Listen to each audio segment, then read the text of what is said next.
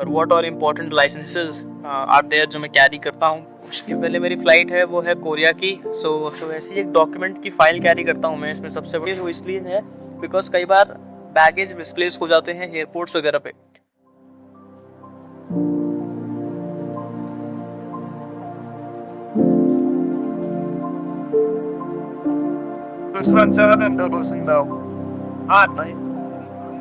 Yes, steering okay, she is coming to 048.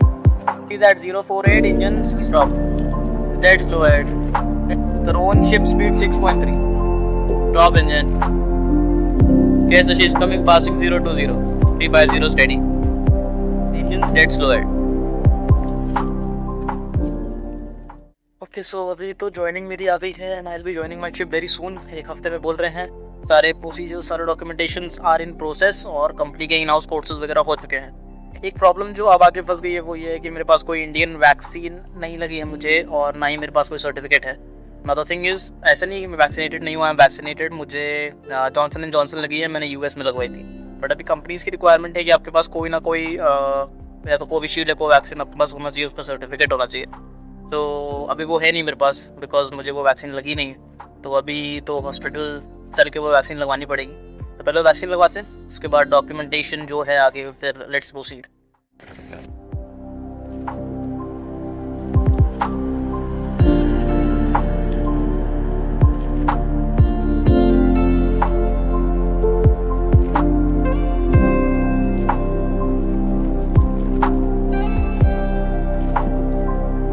ये तो भैया वैक्सीन लगवानी थी तो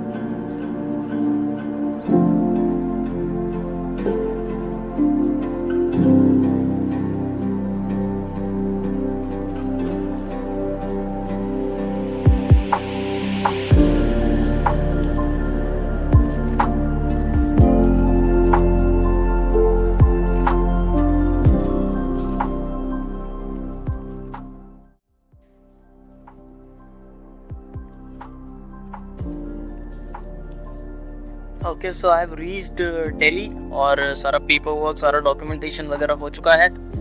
दिल्ली ऑफिस में भी कई सारी चीज़ें थी, मुझे थोड़ा सामान कलेक्ट करना था। बहुत सारे कोर्सेज होते हैं जो ये कंपनीज कराती हैं and I am done with all these courses. अभी कल है मेरी फ़्लाइट मॉर्निंग 11 o'clock, अभी बज रहे हैं 11:30। तो पहले मेरी फ़्लाइट है वो है कोरिया की। सो हम जाएंगे यहाँ से बैंकॉक पे 4 घंटे का लेओवर, 4 से 5 घंटे का लेओवर है और बैंकॉक से हम जाएंगे कोरिया। विद दिस पैकिंग वगैरह चल रही है।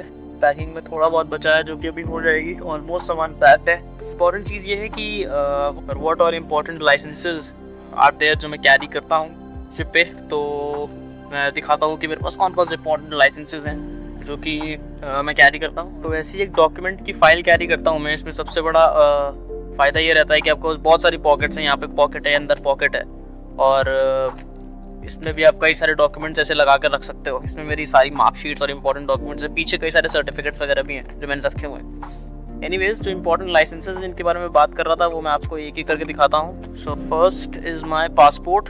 तो पासपोर्ट। ये दूसरी चीज़ जो मेरे पास है वो है CDC। CDC का मतलब होता है कंटिन्यूस डिस्चार्ज सर्टिफिकेट। इसको SID भी था पहले, ये सीफेयरर्स आइडेंटिटी डॉक्यूमेंट, बट अब SID अलग से बनने लगी है, वो भी है मेरे पास। ये है SID जो अब मैंडेटरी हो गया है ऑन बोर्ड ले जाना। This is your seafarers identity document. एक टाइम में मैंडेटरी नहीं था बट जब मैं IMU में था चेन्नई में तो मैंने चेन्नई में इसको अप्लाई कर दिया था और ये चेन्नई में बन गई थी। Next is my licence, this is second mate licence, और ये ज़रूरी है if you sailing as an officer. So this is my first licence, second mate licence. उसके बाद I have this is Republic of Panama का मेरे पास COC है। अब ऐसा क्यों है? बिकॉज जिन लोगों को पता है उन्हें पता है कि आई सेल्ड ऑन कार कैरियर्स, मैं कार कैरियर्स पे सेल करता हूँ, और जो फ्लैग उन कार कैरियर्स का रहा है वो हमेशा पनामा रहा है। तो on the first vessel I got this. मैं किसी और वेसल का फ्लैग करूँगा तो उसके जो अलग डॉक्यूमेंट्स हैं, इसका केवल पनामा की COC नहीं है, और भी डॉक्यूमेंट्स हैं, बट वो अभी ऐसा कुछ बताने का कोई नीड नहीं है। And yes, one more thing that I have is my GOC booklet. ये है जनरल ऑपरेटर सर्टिफिकेट, जो हम लोग कोर्सेज करते हैं। जो लोग अभी ट्रैवल कर रहे हैं टू साउथ कोरिया, अभी होता क्या है कि इन्होंने एक फॉर्म निकाला है, प्री एंट्री फॉर्म। ये क्वारंटीन एग्जेम्पशन के लिए है कि अगर आप पहुंच रहे हो तो आप एग्जेम्प्टेड हो फ्रॉम क्वारंटीन, बट इसके लिए आपको कुछ अपनी बेसिक डिटेल्स वगैरह प्रोवाइड करनी पड़ती हैं। जैसे ये 8 स्टेप्स हैं, इसमें जो भी इन्फॉर्मेशन है आपको प्रोवाइड करनी पड़ती है। अभी since I am going to Seoul, तो मुझे ये सारी इन्फॉर्मेशन प्रोवाइड करनी पड़ेगी, और प्रोवाइड करने के बाद क्या होता है, एक कोड जनरेट होता है, QR कोड, जिसको ये लोग Q कोड बोलते हैं, और उस Q कोड में आपका सारा डेटा होता है। तो जब आप एयरपोर्ट पे लैंड करोगे तो वहाँ पे आपका ये QR कोड आपके मेल पे आएगा, और इस QR कोड को स्कैन करके आपकी सारी इन्फॉर्मेशन वो लोग ग्रैब कर सकते हैं। कुछ होगा तो पूछताछ वगैरह भी कर सकते हैं, बट ये एक प्रोसीजर है इस टाइम साउथ कोरिया जाने का। ओके, सो अब जनरेट हो चुका है मेरा QR कोड, बिकॉज मैंने 8 स्टेप्स कंप्लीट कर लिए हैं और रजिस्ट्रेशन अपना ख़त्म कर लिया है। ये इनपुट इन्फॉर्मेशन जो दिख रहा है इसी में है मेरा QR कोड, इसके नीचे, जो कि वीडियो में नहीं दिखाया जा सकता। मैंने उसको डाउनलोड कर लिया है, वो वाया मेल भी मेरे पास आ गया है। सो अभी I guess I am exempted from quarantine in Korea. Okay, so now जितना भी थोड़ा बहुत सामान बचा है पैकिंग के लिए, I just wrap it of. जो भी सामान है, ये लाइसेंसेज हैं, इनको बैग में रखूंगा। And yes, I carry a separate bag for documents. ये एक एडवाइस भी है, ये रहा वो बैग, जो कि एक नॉर्मल लैपटॉप बैग है। ऐसा मैं क्यों कैरी करता हूँ, या वो इसलिए है बिकॉज कई बार बैगेज मिसप्लेस हो जाते हैं एयरपोर्ट्स वगैरह पे, तो उसके लिए आपके पास एक डॉक्यूमेंट्स बैग होना चाहिए अलग से, जिसको आप हैंड लगेज में लेके जाओगे, आप अपना केबिन लगेज में लेके जाओगे, चेक इन लगेज में नहीं दोगे।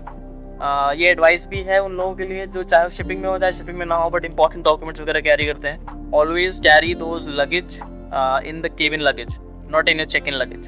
Now with this, if you guys like the video, do give it a thumbs up, and if you're new to the channel, do subscribe. I'll see you guys in Korea. You guys take care.